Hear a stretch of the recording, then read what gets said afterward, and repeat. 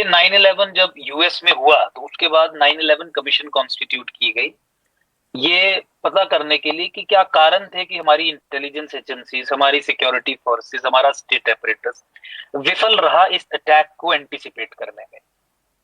तो उसमें बहुत सारे कारण थे, लेकिन मुख्य कारण एक ये था कि एक ब्लर कैंपेन चलाया जाता था इंटेलेक्चुअल्स के द्वारा, पॉलिटिशियंस के द्वारा, कि ये जो हैपनिंग्स हो रही हैं, जो प्रिकर्सर थे 9/11 के, ये जो हो रहा है ये कुछ और है, ये जो दिख रहा है ये वो है नहीं।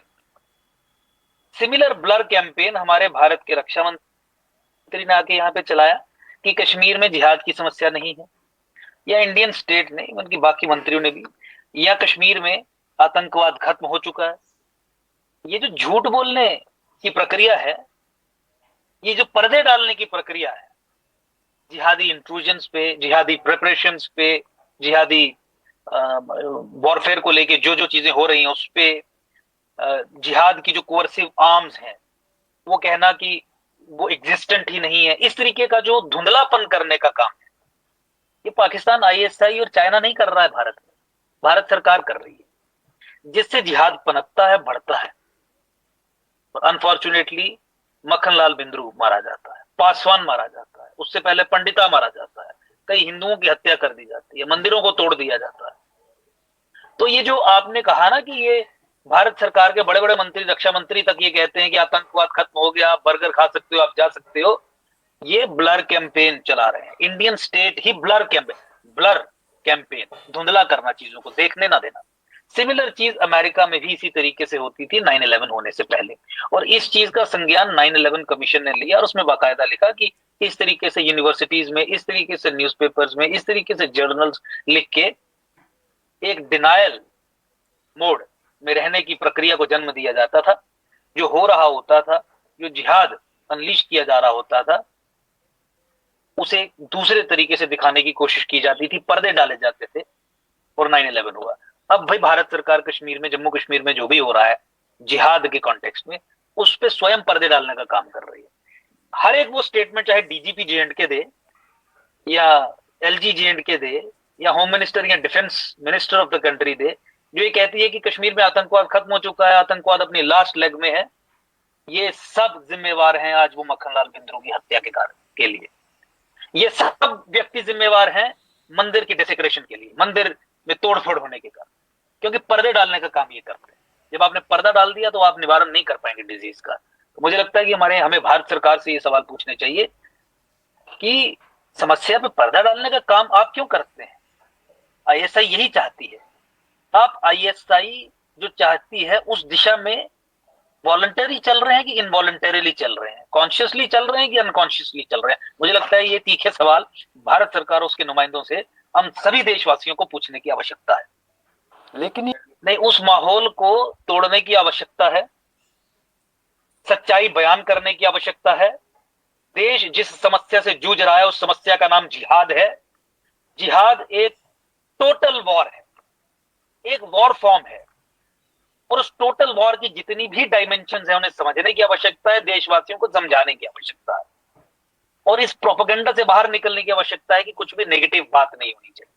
समस्या को उसके नाम से पुकारना हर एक भारतीय की आज जिम्मेवारी है, क्योंकि ये समस्या भारत को खत्म करने की मंशा से पैदा की गई है। भारत और सनातन की रक्षा के लिए हर एक नागरिक का यह दायित्व है कि इस समस्या को उसके नाम से पुकारे, अपने आप को एजुकेट करे इस समस्या की वेरियस डायमेंशंस को समझने में। और अगर भारतवासी आज ये नहीं करते और इस समस्या से नहीं लड़ते और इस समस्या से लड़ने के लिए स्वयं को तैयार नहीं करते, तो आने वाली पुश्तें कभी भी हमें माफ नहीं करेंगी। आपने कश्मीर के इस्लामीकरण की बात करी, हिमाचल में इस्लामीकरण हो रहा है, देहरादून में इस्लामीकरण हो रहा है, मैं जम्मू भी इसमें ऐड कर दूं। जम्मू संभाग जो हिंदू मेजोरिटी प्रोविंस है, हिंदुओं की बहुलता है, जम्मू संभाग पे भी लैंड जिहाद अनलीश करके इसे हिंदू माइनॉरिटी बनाने की साजिश बहुत हद तक सफल हो चुकी है। जैसा कि मैंने अपने प्रीवियस इंटरव्यूज में भी आपको बताया कि जम्मू कश्मीर में लैंड जिहाद या demographic assault on Hindu dominated areas एक स्टेट स्पॉन्सर्ड प्रोसेस था। यहाँ रोशनी कानून बना के, विधानसभा को इस्तेमाल करके कानून बना के मुसलमानों को सरकारी जमीन पे बसाया गया हिंदू बाहुल्य क्षेत्रों में। यहाँ 14 फरवरी 2018 जैसे ऑर्डर्स पास करके मुख्यमंत्री द्वारा ये प्रोवाइड किया गया कि मुसलमान जम्मू संभाग में अगर जमीन पे कब्जा करता है तो कोई डीएमएसएसपी उसे बाहर नहीं निकालेगा। गौहत्या करता है तो सेक्शन 188 आरपीसी और prevention of cruelty to animals act के तहत उस पर कार्रवाई नहीं होगी। किसी कोर्ट का ऑर्डर आता है उसे बाहर निकालने का तो कोई पुलिस असिस्टेंस प्रोवाइड नहीं की जाएगी। रोहिंग्यास और बांग्लादेशीज को हिंदू बहुल क्षेत्रों में केवल सिलेक्टिवली सेटल करके हिंदू बहुल क्षेत्रों के forest, river beds, state land पे सरकारी अफसरों की मदद के द्वारा मुसलमानों को बैठाने का काम करने के तहत पूरे जम्मू संभाग में इस इस्लामीकरण के प्रोसेस को अनलीश किया गया है। अब जो आपने कहा कि कश्मीर का इस्लामीकरण 90s में पूरे तरीके से हो गया, जम्मू का चल ही रहा है जिस तरीके से मैंने बयान किया, हिमाचल में हो ही रहा है, उत्तराखंड में हो ही रहा है। इसके पीछे ये कारण ये है कि पाकिस्तान की गजवाए हिंद, रेड ऑफ इंडिया, हिंदुस्तान का इस्लामीकरण करना, उसके उस जंग को जीतने के जो स्पेशलिस्ट हैं, जनरल एसएम मलिक टाइप के लोग, उन्होंने ये कहा है कि अगर आपको भारत और गजवाए हिंद टू हैपन, दो चीजें बहुत क्रिटिकल है, इंपॉर्टेंट है। Fall of northern India is important और with in northern India fall of Jammu is critical. Fall मतलब इन एरियाज का इस्लामीकरण करना, और इन एरियाज का इस्लामीकरण अगर आपको, और फिर उसके बाद जम्मू को लॉन्च पैड या स्प्रिंग बोर्ड की तरह इस्तेमाल किया जाएगा पूरे हिंदुस्तान में वो मॉडल रेप्लिकेट करने के लिए। But Islamization of Himalayas is very very critical. सनातन का पालना हिमालय है, सनातन का इतिहास हिमालय में बसा है। अमरनाथ हो, वैष्णो देवी हो, चार धाम हो, हिमाचल के मंदिर हो, तकरीबन सब चीजें हो, हमारी ऋषि परंपरा हो, हिमालय मतलब सनातन मतलब हिमालय। और अगर हिमालय का इस्लामीकरण कर दिया तो सनातन को जड़ से खत्म किया जा सकता है। उसी प्रोजेक्ट पे ये काम कर रहे हैं जिस प्रोजेक्ट के चलते कश्मीर का इस्लामीकरण किया गया, जम्मू का बहुत तेजी से हो रहा है, हिमाचल का हो रहा है, उत्तराखंड का जिस तरीके से आपने बयान किया हो रहा है। Islamization of Himalaya for Islamization of Sanatan leading to गजवाए हिंद, raid of India and Islamization of India, ये उस स्ट्रेटजी के तहत हो रहा है जो भारत सरकार जानबूझ के डिनायल मोड में है इस तथ्य को मानने के कॉन्टेक्स्ट में अगर मैं बात करूं। तो इसीलिए हमने एकजुट जम्मू ने ये कहा कि इस प्रोसेस को रोकने के लिए आप जम्मू को एक सेपरेट स्टेट बनाइए, कश्मीर को 2 यूनियन टेरिटरीज में डिवाइड करिए, directly controlled by the centre without legislative assembly. एक कश्मीरियों के लिए यूनियन टेरिटरी, ताकि वो हमारी विधानसभा में जाके मुख्यमंत्री बन के फिर यूनिफाइड कमांड जो टेररिज्म के खिलाफ पुलिस और आर्मी और सेंट्रल आर्म्ड फोर्सेस का अमलगम है उसे हेड ना करें, और पाकिस्तान के पेरोल्स पे काम करने वाले लोग चीफ मिनिस्टर बन के देश के खिलाफ साजिश न रचे। आप उसे यूनियन टेरिटरी बनाइए। और कश्मीर का दूसरा हिस्सा जो है, कश्मीर को तोड़ के उन हिंदुओं के लिए यूनियन टेरिटरी बनाइए जिन्होंने नरसंहार फेस किया है। और आप ये कर सकते हैं, आप ये कहेंगे कि हम विक्टिम्स ऑफ जेनोसाइड को रिहेबिलिटेट करने के लिए वहां पे ये यूटी बना रहे हैं, और आप ये यूएन कन्वेंशन ऑन जेनोसाइड के हिसाब से कर सकते हैं। कोई आपको ये नहीं कहेगा कि आप एक कम्युनल काम कर रहे हैं, क्योंकि आप हिंदू जियोपॉलिटिकल फुटहोल्ड क्रिएट कर रहे हैं वहां पे in the name of victims of genocide. तो जिन लोगों को ये इचिंग रहती है ना कि हर एक चीज सेक्युलर होनी चाहिए, ये उनके लिए मैं कह रहा हूं कि आप ये सेक्युलर आर्ग्यूमेंट के साथ वहां पे किसका नरसंहार हुआ? हिंदुओं का। तो किसे स्थापित करेंगे, पुनर्स्थापित किसे करेंगे? हिंदुओं को। तो आप करिए यूनियन टेरिटरी बनाइए झेलम नदी के नॉर्थ और ईस्ट में, ताकि जम्मू और लद्दाख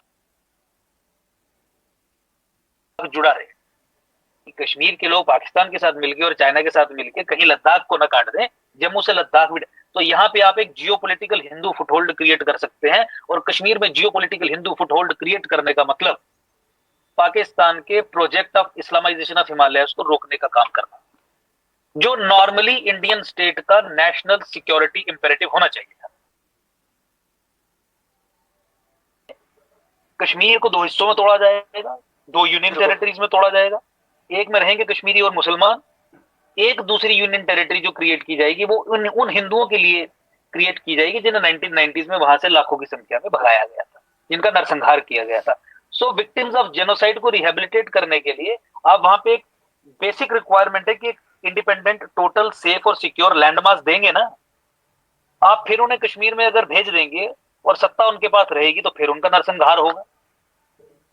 इसीलिए सेपरेट यूटी। तो कश्मीर को 2 यूनियन टेरिटरीज में डिवाइड करिए, एक तो विक्टिम्स ऑफ जेनोसाइड, उन्हें आप उनके साथ न्याय कर पाएंगे, और दूसरा जो आपका नेशनल सिक्योरिटी इंपेरेटिव है, पाकिस्तान के इस्लामाइजेशन ऑफ हिमालय के प्रोजेक्ट को रोकने के लिए, कि कश्मीर जिसका इस्लामीकरण पूर्णता हो गया है और इस्लामाइजेशन ऑफ हिमालय के प्रोसेस में एक क्रिटिकल इवेंट वो हो गया है, उसे रिवर्स करने के लिए वहां पे एक strong geo political Hindu foothold आप क्रिएट कर देंगे, इस्लामीकरण के प्रोसेस को रिवर्स करने की दिशा में कदम आप उठा पाएंगे। ये करिए। ये है देश के लिए काम करने वाली बात। ये है दूरगामी सोच रख के, एक जियोपॉलिटिकल अंडरस्टैंडिंग रख के, एक जिहाद की अंडरस्टैंडिंग रख के देश को बचाने वाली बात। लेकिन अनफॉर्चुनेटली मुसलमान नाराज ना हो जाए, जिहादी नाराज ना हो जाए, फोकस सारा उस पे है। इसीलिए आप हिंदू जियोपॉलिटिकल हिंदू फुटहोल्ड क्या क्रिएट करेंगे वहां पे, जब आप ऑफिशियली हिंदुओं के जेनोसाइड को नोटिफाई नहीं करते अंडर द यूएन कन्वेंशन। तो आपने पहला कदम ही नहीं उठाया, तो वो 5वां कदम कैसे आप उठा लेंगे? और उसी सेक्युलराइजेशन के प्रोसेस में आप चल पड़े, जिसके कारण जैसे मैंने पहले भी कहा, नरसंहार हिंदुओं का निरंतर चल रहा है। कल पंडिता था, आज बिंद्रू है, कल कोई शर्मा होगा, परसों कोई गुप्ता होगा, उसके बाद कोई सिंह होगा, उसके बाद निरंतर ये लिस्ट इस तरीके से चलेगी, रुकेगा नहीं। 90s के बाद तो कभी नहीं रुका, कभी नहीं रुका। और उसकी सबसे बड़ी जिम्मेवार अगर कोई एंटिटी है तो इंडियन स्टेट है, स्टेट ऑफ इंडिया, जो हिंदुओं के जेनोसाइड को लेकर नकारात्मक सोच रखते हुए डिनायल ऑफ जेनोसाइड में विश्वास रखती है, मानती नहीं है कि हुआ। और ना मानना, मैंने आपको पहले ही बताया कि पराकाष्ठा है जेनोसाइड की। दोस्तों, आपने देखा होगा यह वीडियो जिसमें माननीय अंकुश शर्मा जी ने बताया कि भाजपा की सभी पॉलिटिकल पार्टियां, जिसमें बीजेपी व कांग्रेस सहित, यह मानने को तैयार ही नहीं है कि भारत का तेजी से इस्लामीकरण हो रहा है। दोस्तों, जब तक आप बीमारी की पहचान ही नहीं करेंगे तो उस बीमारी का इलाज कैसे होगा? दोस्तों, ऐसी स्थिति भाजपा व कांग्रेस के साथ हो रही है। ये पार्टियां तुष्टिकरण के कारण यह मानने को तैयार ही नहीं है कि भारत का इस्लामीकरण हो रहा है, वो भी बहुत तेजी से एक सिस्टम के तहत। दोस्तों, आपने देखा होगा कि कश्मीर में कैसे आतंकवादियों की गतिविधियां बढ़ रही है, लेकिन भाजपा की सरकार देश को गुमराह कर रही है कि जम्मू कश्मीर में शांति हो गई है, वहां विकास हो रहा है, तेजी से जम्मू कश्मीर देश के साथ आगे बढ़ रहा है। लेकिन दोस्तों, 10 से 15 दिन बाद में फिर एक खबर आती है कि जम्मू कश्मीर में फिर सेना पे हमला हो गया है, फिर हिंदुओं की टारगेट किलिंग शुरू हो गई है। लेकिन उस पर मोदी सरकार पर्दा डालने का कार्य कर रही है। एक तरीके से आतंकवादियों के कुकर्मों पर पर्दा डालने का कार्य कर रही है भाजपा की नरेंद्र मोदी सरकार। दोस्तों, जम्मू कश्मीर में एक जिहाद की समस्या है, लेकिन भाजपा की नरेंद्र मोदी सरकार उस पर कुछ नहीं बोलती है, जिसके कारण आज देश में 500 से ज्यादा ऐसे स्थान हो गए हैं जहां हिंदू इन इलाकों में जा नहीं सकता, इन इलाकों में अपने त्योहार नहीं बना सकता, उन इलाकों में धार्मिक रैलियां नहीं निकाल सकता। अगर निकाल भी लिया तो उन धार्मिक रैलियों पर पत्थरबाजी हो जाती है। दोस्तों, बाद में हिंदुओं की गिरफ्तारी होती है। इन संवेदनशील इलाकों में आपने कैसे रैलियां निकाली भाजपा की नरेंद्र मोदी सरकार में? दोस्तों, ये भाजपा की नरेंद्र मोदी सरकार की दोहरी नीति है, जिसके चलते जिहाद की समस्या अब धीरे धीरे संपूर्ण देश में फैल रही है। भाजपा की तुष्टिकरण नीति के चलते वह सनातनी को इस समस्या को उसके नाम से पुकारे, जिसका नाम है हिंदुओं के खिलाफ जिहाद। इस समस्या को हर व्यक्ति को बताए ताकि हर व्यक्ति जागरूक और सतर्क हो सके। दोस्तों, भाजपा की इस नरेंद्र मोदी सरकार द्वारा हमारे हिंदुओं के धार्मिक स्थल उत्तराखंड, हिमाचल, मथुरा, काशी सहित अन्य स्थानों पर तेजी से रोहिंग्या व बांग्लादेशियों को बसाया जा रहा है। दोस्तों, भाजपा की नरेंद्र मोदी सरकार में तुष्टिकरण नीति के चलते, इसलिए दोस्तों भाजपा की कोई हिंदूवादी पार्टी नहीं है, यह सिर्फ गांधीवादी समाजवाद पर चलने वाली पार्टी है। इसलिए भाजपा व नरेंद्र मोदी सरकार से सावधान व सतर्क रहे, क्योंकि इनका मकसद सिर्फ एक ही है, मुसलमानों का एम्पावरमेंट व हिंदुओं का विनाश। यही भाजपा की दोहरी नीति है। दोस्तों, भाजपा की नरेंद्र मोदी सरकार ने एक स्टेट पॉलिसी के तहत स्पेशली हिंदू बहुल इलाकों में बांग्लादेशी व रोहिंग्याओं को बसाया जा रहा है। हमारी गौचर की भूमि पर, फॉरेस्ट की भूमि पर एक पॉलिसी के तहत बसाया जा रहा है। इस्लामीकरण की प्रोसेस को भाजपा की नरेंद्र मोदी सरकार तेजी से आगे बढ़ा रही है, इसमें बढ़ चढ़कर भाग ले रही है। इसलिए दोस्तों, भाजपा की इस कुकर्मों को जाने और वह हिंदुओं को एकत्रित करे, और भाजपा की नरेंद्र मोदी सरकार द्वारा इसी तुष्टिकरण के तहत सभी योजनाओं में मुसलमानों को गैस, आवास, स्कॉलरशिप, हज सब्सिडी व अन्य मदरसों में पैसे और ऐसी 300 से ज़्यादा योजनाएं चला रही है जिसमें सिर्फ मुसलमानों को ही दिया जा रहा है, हिंदुओं की अनदेखी करके। दोस्तों, इसीलिए एकम सनातनवाद पार्टी के राष्ट्रीय अध्यक्ष माननीय अंकुश शर्मा जी ने इस पार्टी की घोषणा की, ताकि जो हिंदू